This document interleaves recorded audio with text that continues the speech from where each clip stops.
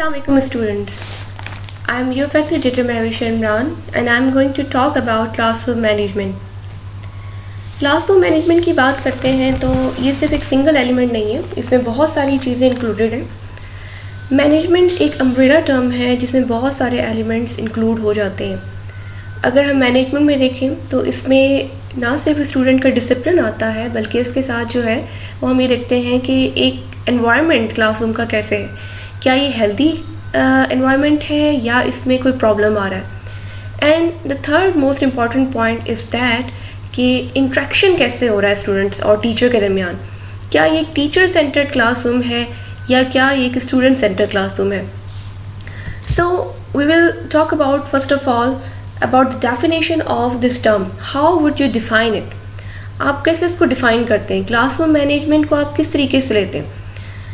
Then what does it include. इसमें कौन कौन से ऐसे एलिमेंट हैं जो कि इसका पार्ट हो सकते हैं या इसका प्रॉपर हिस्सा है. Do you have any personal problems? At the same time, when we talk about the classroom management, another important factor is that the personal problems which can be faced by the teacher. So all these could be included into the definition of classroom management. So now let's define it. Classroom management is the process of ensuring that lessons learned smoothly. जब हम बात करते हैं कि एक lesson जो है वो डिलीवर हो रहा है क्लासरूम में और वो स्मूथली हो रहा है या नहीं हो रहा, या इसके पीछे कौन सी रीज़न्स हैं जो कि उसको स्मूथ बनाती हैं, या कौन से ऐसे फैक्टर्स हैं जो कि हम कह सकते हैं कि हिंड्रेंस क्रिएट करते हैं in the deliverance of the lecture. तो ये तमाम की तमाम क्लासरूम मैनेजमेंट का पोर्शन बन जाती हैं. The prevention of the disruptive behaviour. इसके साथ साथ हमने ये भी देखना होता है कि क्योंकि हमारे क्लासरूम जो है that is the combination of different type of students and all humans are different from one another. हम ये नहीं कह सकते कि एक स्टूडेंट जो कि आपके सामने बैठा हुआ है और जो एक स्टूडेंट जो कि पीछे बैठे हुए हैं, ठीक है, दे ऑल आर इक्वल. उनकी इंटेलिजेंस, उनका बिहेवियर, उनका थिंकिंग स्टाइल, उनका लर्निंग स्टाइल, ठीक है, उनका interaction style all are different. और इसके पीछे बहुत सारे ऐसे फैक्टर्स होते हैं जो कि इनके बिहेवियर में चेंज लेकर आते हैं. अब ये देखना है कि वो ऐसे कौन से फैक्टर्स हैं जो कि इनके मतलब बिहेवियर में ना सिर्फ चेंज लेकर आते हैं बल्कि इसके साथ साथ हम ये भी देखते हैं कि इनका जो बिहेवियर है वो डिस्ट्रप्टिव हो जाता है, यानी कि वो इतने ओबीडियंट नहीं रहते या वो जिसे हम कहते हैं कि प्रॉब्लम क्रिएट करना शुरू कर देते हैं क्लासरूम में, और they don't pay attention towards the lecture but they just remain busy in other type of activities. So there are different factors. We can say they are social factor. There we can say that we can say that what the interaction कि वो किस तरह के लोगों के साथ बैठते हैं, उनके फ्रेंड्स कौन हैं, फैमिली कैसे है, social, and we can say that कि उनकी and one thing more important one that is called economic. We can say that status of their family. तो किस तरह की फैमिली से बिलोंग करते हैं. ये तमाम की तमाम चीज़ें जो हैं वो उनके बिहेवियर को शेप करने में मदद देती हैं. The process of managing behaviours. And when we talk about classroom management so it means that we are going to manage the type of behaviours. Not only we have to manage the good behaviours but also the disruptive one. अच्छा, मैंने अभी ऊपर बात की कि disruptive behaviours होते हैं, student जो हैं वो प्रॉब्लम्स क्रिएट करते हैं.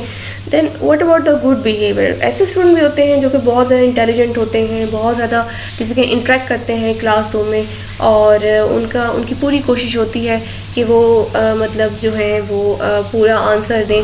तो क्या हमें we should think on that कि क्या हमें उनके बिहेवियर को भी कंट्रोल करने की ज़रूरत है या मतलब हम just we can say that कि हम ठीक है कि सिर्फ उन्हीं बिहेवियर्स की तरफ अटेंशन रखें जो कि प्रॉब्लम क्रिएट कर सकते हैं. The answer is yes, we have to put our attention also toward that behavior that is very good one.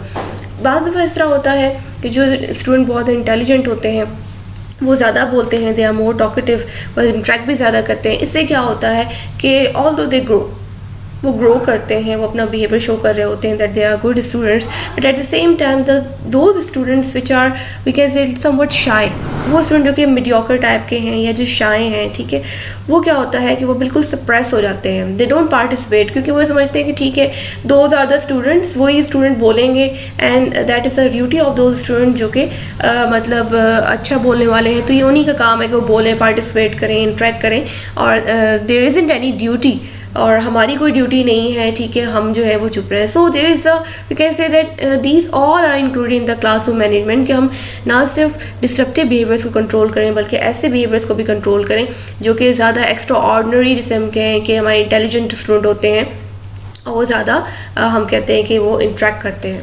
Designing activity, monitoring it and following up. अच्छा, बास जैसे कहें कि स्कॉलर्स कहते हैं कि designing activity, monitoring and all these are the part of the lesson planning, लेकिन lesson planning happen कहाँ होती है? In the classroom.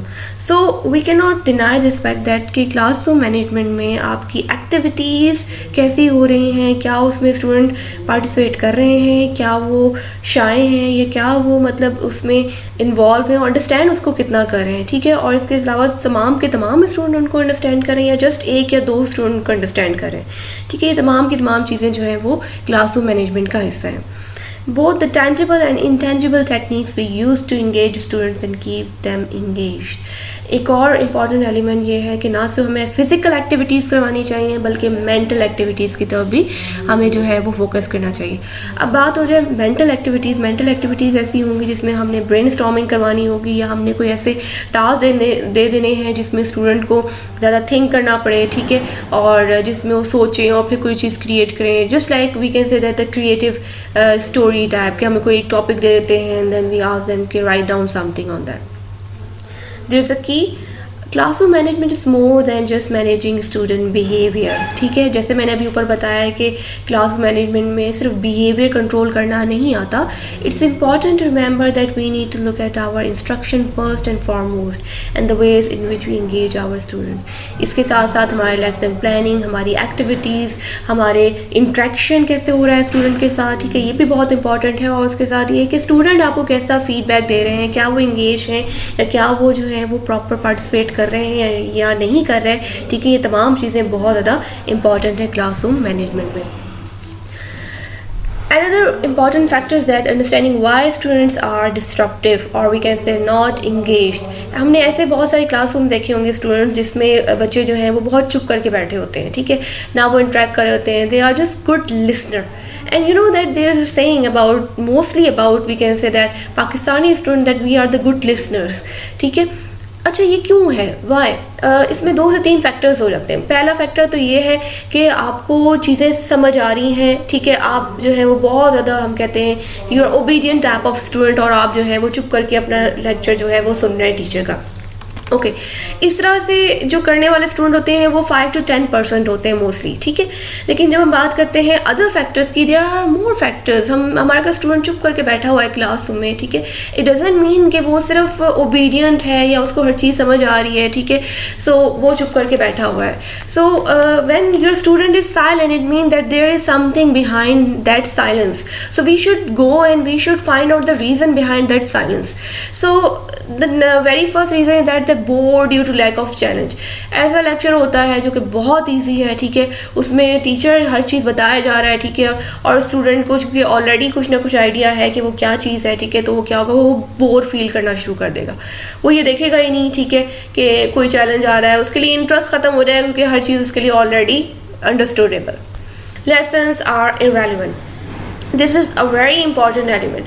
बाज़ दफ़ा ऐसा होता है कि हमारे जो लेक्चर्स होते हैं, हमारे जो टीचर्स होते हैं, they are not well prepared. वो क्या करते हैं, due to lack of time, due to lack of attention, वो कोई भी लेक्चर उठाते हैं and they just try to deliver it कि हमारा टाइम ख़त्म हो जाए, ठीक है। सो उससे क्या होता है, क्योंकि आपका टॉपिक इररेलेवेंट होता है, आप उसको सही तौर पे डिलीवर भी नहीं कर पाते हो, आपने उसकी प्रेपरेशन भी नहीं की होती है, ठीक है, तो क्या होता है कि उससे जो है वो स्टूडेंट बोर हो जाते हैं because they don't think that that is a part of your lecture, so they just consider okay. उन्हें भी पता चल जाता है क्योंकि आजकल के ज़माने में it is really very we can say that easy to guess कि आपका टीचर जो है वो प्रिपेयर होके आया है या नहीं आया, ठीक है, ये तमाम चीज़ें बहुत इंपॉर्टेंट होती हैं। Don't feel the teacher cares, एक जो चीज़ हम पहले भी देखते थे अपने क्लासरूम्स में, और शायद अभी भी ये चीज़ अभी भी स्टिल कंटिन्यू है, ठीक है, हमारे क्लासेस में, वो ये है कि हमारे जो टीचर्स हैं दे आर मोर अथॉरिटेटिव, ठीक है, वो अथॉरिटी को शो करते हैं। वो स्टार्टिंग में स्टूडेंट को बता देंगे कि जी हम जब लेक्चर डिलीवर कर रहे होंगे, don't interrupt, don't disturb, don't ask questions. तो इससे क्या होता है कि ये शो करता है कि टीचर जो है वो बहुत अथॉरिटेटिव है और वो अपने स्टूडेंट की बिल्कुल केयर नहीं करता, और वो अपने स्टूडेंट की इवन की बात भी नहीं सुनता। तो इससे क्या होता है कि स्टूडेंट जो है वो अपना जिसे हम कहते हैं कि जो इंटरेस्ट है वो उनका बिल्कुल ख़त्म हो जाता है क्लासरूम में, और वो जो है वो बिल्कुल बोर होना शुरू होते हैं। परसीव इनएबिलिटी और lack of understanding. Classroom management में एक और चीज़ जो कि स्टूडेंट को जिसे हम कहते हैं कि बोर कर देती है, वो ये है कि they are unable to understand the content of the lesson.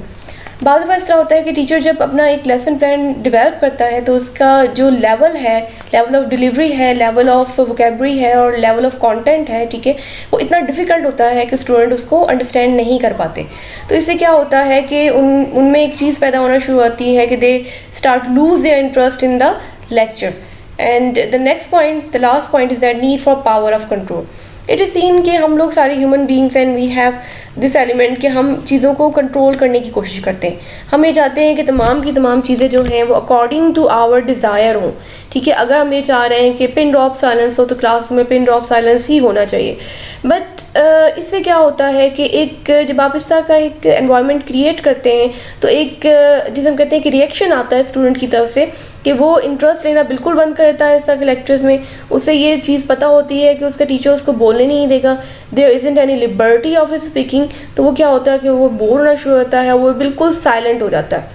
तो हमें ये देखना होगा, इन तमाम फैक्टर्स को हमें जो है वो फोकस में रखना होगा जब हम बात करेंगे कि किस तरीके से जो है हमने अपनी क्लास को हेल्दी एनवायरनमेंट देना है और किस तरीके से जो है वो हमने अपने स्टूडेंट को ना सिर्फ मतलब एक कॉन्फिडेंस देना है कि वो अपनी चीज़ों को, अपनी बातों को, अपने आइडियाज़ को शेयर कर सकें, बल्कि उस पर अपने जिसे हम कहते हैं कि अपने व्यूज़ भी दें। कि मतलब अगर हम लोग कोई अगर बात करें, बीइंग अ टीचर, अगर हम कुछ कह रहे हैं और उनके जहन में कोई न्यू पॉइंट आया है तो they have the liberty to express that point also. There are most 5 important we can say that steps for better classroom management, और students अगर आप इन steps को follow करोगे तो जब आप teacher बन जाओगे या lecturer बन जाओगे then you will be able to have a better classroom with better management. The first step is that the relationships and rapport. हमने ये बहुत दफ़ा सुना होगा कि कुछ टीचर्स होते हैं जो कि स्टूडेंट्स के बहुत फेवरेट होते हैं and they not only respect them, वो ना सिर्फ उनकी रिस्पेक्ट करते हैं बल्कि वो कोशिश करते हैं स्टूडेंट के अपने टीचर के साथ साथ रहें, या अगर वो कोई एक मतलब कोई भी काम कह दे तो ये स्टूडेंट की ख्वाहिश होती है कि वो उस काम को या उस टास्क को पूरा करें। So this is called the relationship and the rapport. So it is our responsibility to get to know our students at different levels. अब अगर आपने ऐसी रैपो या ऐसी रिलेशनशिप कायम करना है अपने स्टूडेंट के साथ, तो सिर्फ आपको अपने स्टूडेंट को सरफेस लेवल पर नहीं जानना, बल्कि आपको उसको डीप लेवल पर जाके जानना है. अब डीप लेवल पर डजंट मीन कि मैं बात कर रही हूँ कि आप उसकी फैमिली के बारे में चले जाओ, लेकिन you should know at least some information about his family background, his social status, his economic status also, कि वो किस तरह की एक फैमिली से आ रहा है. ठीक है, अगर वो बहुत मतलब एक एलीट क्लास से आ रहा है तो हो सकता है कि बहुत कॉन्फिडेंट हो, लेकिन एक स्टूडेंट जो कि मिडिल क्लास से आया है, लो मिडिल क्लास से आ रहा है, तो इतना कॉन्फिडेंट नहीं होगा क्योंकि उसे बेटर अपॉर्चुनिटीज़ नहीं मिलती घर से कि वो मतलब बोल सके या एक्सप्रेस कर सके अपने आइडियाज़ को. तो what is the responsibility of the teacher here, that he or she has to understand his or her student at different levels, mental level, social level and cultural level, not but personally and socially as well, says new retired Mexico teacher Eloy Gonzalez. You may have the content knowledge, but if you don't build the rapport with the student, you won't get anywhere. एक Mexico की teacher है, ठीक है, उसने ये view दिया है कि अगर आपको अपने सब्जेक्ट पे बहुत ज़्यादा कंट्रोल है, आपको पता है कि एक लेक्चर कैसे डिलीवर करना है, you are very good in that, but अगर आपको ये नहीं पता कि आपके लेवल ऑफ स्टूडेंट क्या है, कि उसकी अंडरस्टैंडिंग कितनी है, ठीक है, वो कैसे सोशल फैक्टर से होकर आ रहा है, क्या वो परेशान है या वो रिलैक्स बैठा हुआ है, ठीक है, तो व्हाट वुड हैपन कि आप ना तो उसके साथ रिलेशनशिप कायम कर सकोगे, ना आप उसको चीज़ें अच्छे तरीके से समझा सकोगे. Very important thing is that relationship between the teacher and student should be friendly but not as a friend level. ठीक है, जब हम बात करते हैं कि स्टूडेंट और टीचर के दरमियान में एक रिलेशनशिप होना चाहिए जो कि फ्रेंडली होना चाहिए, तो वो किस तरह का रिलेशनशिप होगा जब स्टूडेंट जो है वो ईज़ महसूस करता है कि वो अपनी तमाम के तमाम जितने भी प्रॉब्लम्स हैं अपने टीचर के साथ वो शेयर कर सकता है, उसको बता सकता है. इससे क्या होता है कि they can create a good relationship. The more we know about the child, the more we can build learning environments and curriculums that are going to work for them. This is the key element. ये की element है कि अगर आप अच्छा environment दोगे अपने students को, आप उनको मेंटली रिलैक्स करोगे, ठीक है, उन पे कॉन्फिडेंस शो करोगे और उन्हें ये कॉन्फिडेंस दिलाओगे कि वो अपनी बात जो है वो आपके साथ शेयर कर सकते हैं, ठीक है, तो they can understand your lecture in better manner. और ना सिर्फ वो बेटर मैनर में अंडरस्टैंड करेंगे, आपके साथ उनका रिलेशनशिप भी बहुत अच्छा होगा और वो चीज़ों को बहुत अच्छे तरीके से अंडरस्टैंड भी कर सकेंगे. It is a fact of we can say that human nature के जब उसे ये रियलाइजेशन हो जाती है कि वो इम्पॉर्टेंट है, ठीक है, इम्पॉर्टेंट है फॉर द टीचर और फॉर एनीवन, ठीक है, अपने पेरेंट्स के लिए इम्पॉर्टेंट है या अपने फ्रेंड्स के लिए इम्पॉर्टेंट है या अपने बहन भाइयों के लिए इम्पॉर्टेंट है या अपने टीचर के लिए इम्पॉर्टेंट है, तो वो अच्छी प्रोग्रेस शो करता है, ठीक है. फॉर दिस रीज़न अगर आप ये चाहते हो कि आपका स्टूडेंट अच्छे तरीके से बिहेव करे क्लासरूम में, इंटरेक्ट करे, ठीक है, अपने व्यूज़ को शेयर करे, ठीक है, और कॉन्फिडेंट भी हो इसके साथ साथ, ठीक है, तो आप क्या करोगे, एक अच्छा रिलेशनशिप कायम करोगे अपने स्टूडेंट के साथ. ये नहीं है कि आपने आना है सिर्फ लेक्चर डिलीवर करना है, ठीक है, लेक्चर डिलीवर कर दिया, आपको बहुत अच्छी ग्रिप है, आप उसको बता रहे हो, आप उसको समझा रहे हो, ठीक है, आपने समझा दिया उसको और उसके बाद आप क्या करते हो कि आप क्लास से चले जाते हो, ठीक है, तो उससे क्या होगा बेटा कि आप लोग अच्छे टीचर तो बन जाओगे, लेकिन there is an a good relationship between you and your student. और उसके साथ क्या होगा कि आपकी रैपो भी इतनी अच्छी नहीं होगी, आपके स्टूडेंट जो है वो आपकी बात इतनी ज़्यादा नहीं फॉलो करेंगे. The next thing is that knowing the community and the school. How well do you know the community in which you are teaching?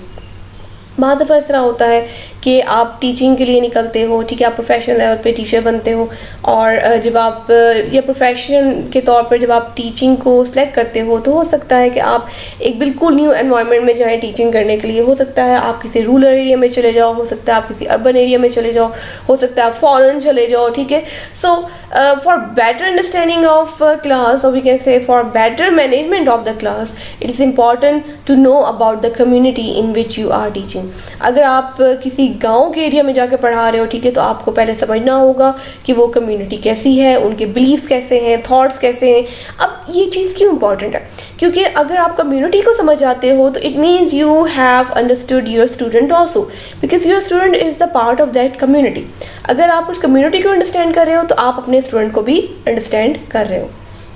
How well do you know the students in your school.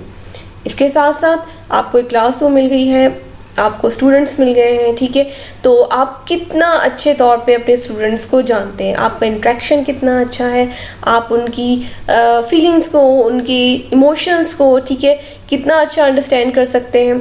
The first step to knowing your students is learning about the community in which they live. As I have told you people already that if you understand your community of we can say that nearby the school, so you understand the student also. Learn the history of your community and school in order to better understand the day-to-day lives of your students. ठीक है, अगर आप एक ऐसे area में चले गए हो जहाँ पर बहुत ज़्यादा सुपरस्टिशियस किस्म के लोग हैं, ठीक है, तो वो चीज़ आपको रिफ्लेक्ट होगी आपके स्टूडेंट्स में भी, ठीक है. तो आप बाज़ दफ़ा होता है कि आप बहुत ज़्यादा परेशान हो जाते हो कि आपके स्टूडेंट्स का मेंटल लेवल कैसा है या वो आपकी चीज़ें नहीं समझ पा रहे हो, आप उसको कुछ और तरीके से डिलीवर करना चाहते हो लेकिन वो कुछ और तरीके से अंडरस्टैंड कर जाते हैं, ठीक है. So the reason is that they have the believes, they have the developed believes due to their community, ठीक है. जब वो कम्युनिटी के अंदर रहते हुए अपने ऐसे बिलीव्स डेवलप कर जाते हैं तो वो उसके अकॉर्डिंगली ही जो है वो सोचते हैं और रिएक्ट करते हैं. So what is the responsibility of the teacher here, that first of all he or she has to understand the student, and secondly she or he has to plan the lesson in such a manner that their student should be enabled to understand according to their beliefs. ठीक है, फिर आपको अपना lesson plan भी ऐसे जो है वो जिसे हम कहते हैं कि डेवलप करना होगा, जिससे आपकी स्टूडेंट जो है वो उसको अंडरस्टैंड कर सकें. Additionally, you must have a vested interest in your students outside of the classroom, understanding personal hobbies and incorporating this into your lessons. ठीक है, अगर आप ये चाहते हो कि एक बहुत अच्छा रिलेशनशिप कायम हो, आपके स्टूडेंट भी बहुत रिलैक्स हों और वो डिसिप्लिन भी शो करें, ठीक है, उनमें मैनेजमेंट भी हो, वो आपके साथ इंटरेक्ट भी करते हैं, ठीक है, तो आपको उनकी हॉबीज़ और उनकी हैबिट्स को समझना होगा. Next point is that knowing your students. A major piece of classroom management is how well you engage your students in the curriculum. ये बहुत important factor है, because अगर आप अपने स्टूडेंट को करिकुलम में इंगेज नहीं करते हो, ठीक है, अगर आप सिर्फ टीचर सेंटर क्लासरूम रखते हो और आपके स्टूडेंट जो है वो बिल्कुल भी उसमें इन्वॉल्व नहीं है, तो आप उनकी मोटिवेशन को नहीं बढ़ा सकते, आप उनकी अंडरस्टैंडिंग लेवल को नहीं बढ़ा सकते. How will you engage your student if you do not know what motivates them.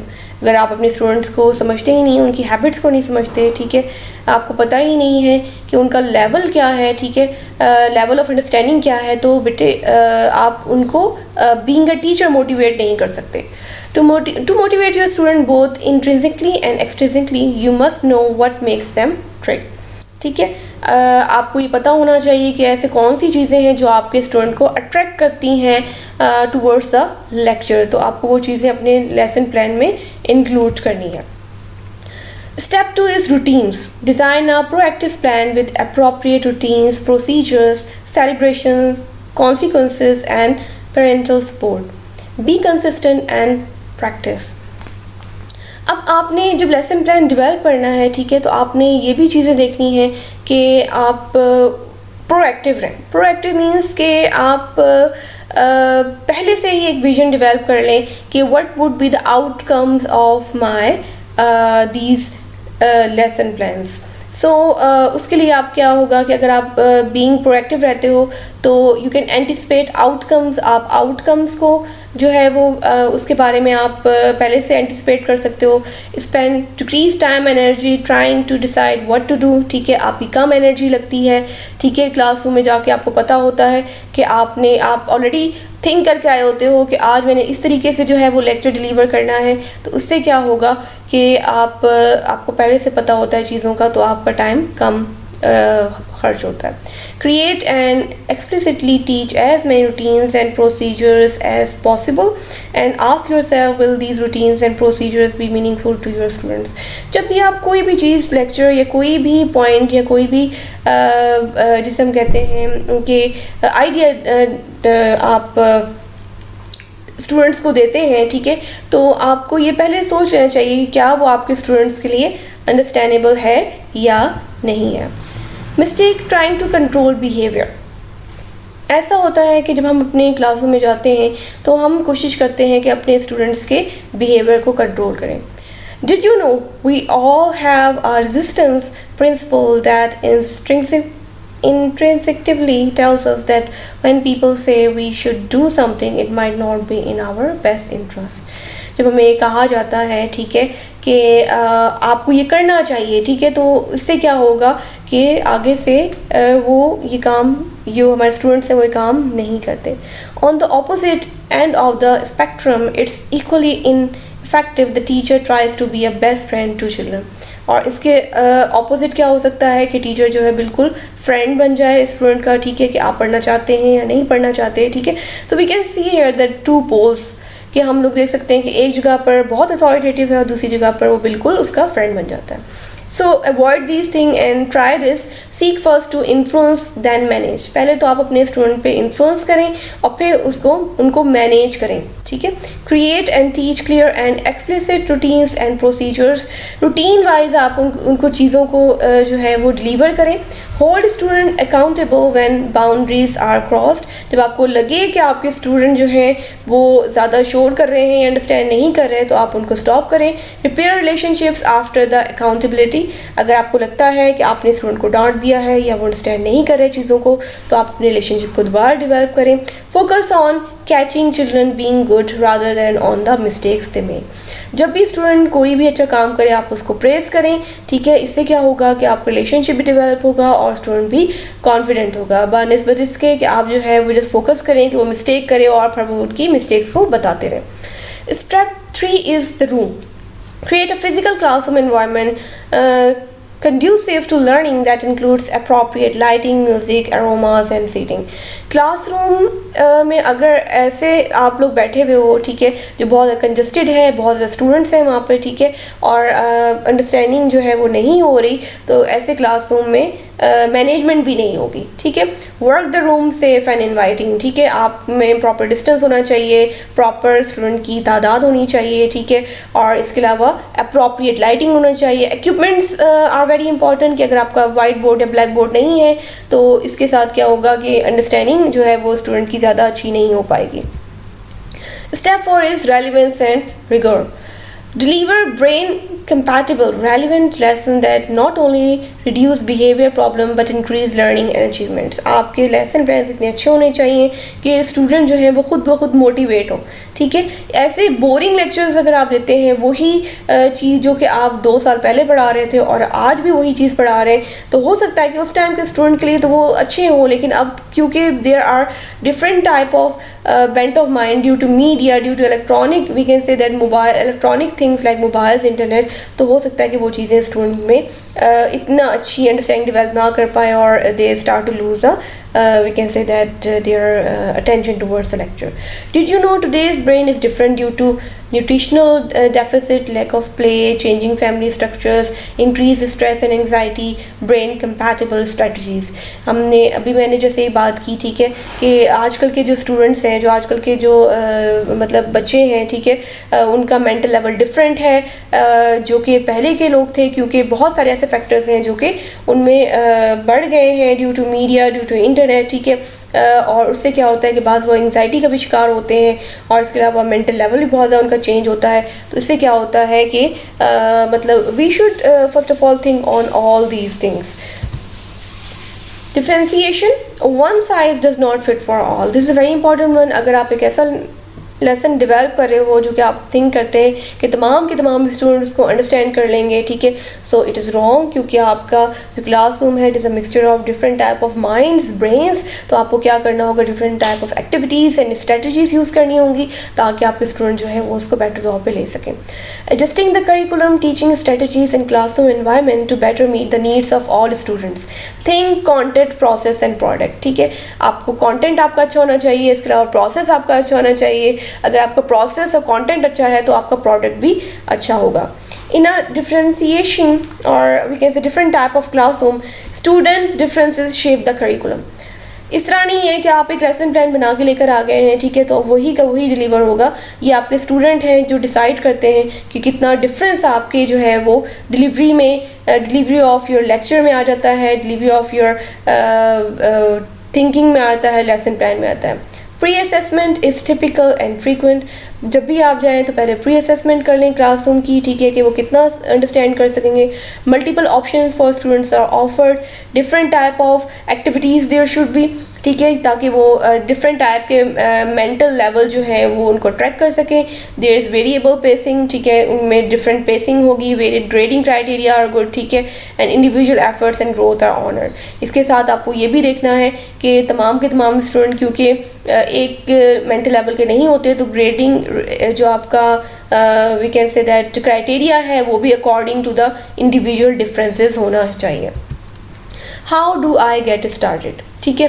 There are different strategies, we can say that tools I have used here, कि अगर आपको लगता है कि आप इन टूल्स को यूज़ करेंगे, ठीक है, तो क्लासरूम की मैनेजमेंट भी अच्छी हो सकती है. जैसे एडजस्टिंग क्वेश्चंस है, डिजिटल टूल्स हैं, चॉइस बोर्ड्स हैं, फ्लेक्सिबल ग्रुपिंग है, ग्राफिंग ऑर्गेनाइजर्स हैं, हाईलाइटिंग और हाईलाइटेड टेक्स्ट हैं, प्रॉब्लम बेस्ड लर्निंग है, लर्निंग कंटेंट्स है, ठीक है. इसमें लेयर्ड करिकुलम है, यानी कि कौन सी चीज़ पहले पढ़ानी है फिर बाद में पढ़ानी है, facts and puzzle, and there are different other activities and things which can help you in better classroom management.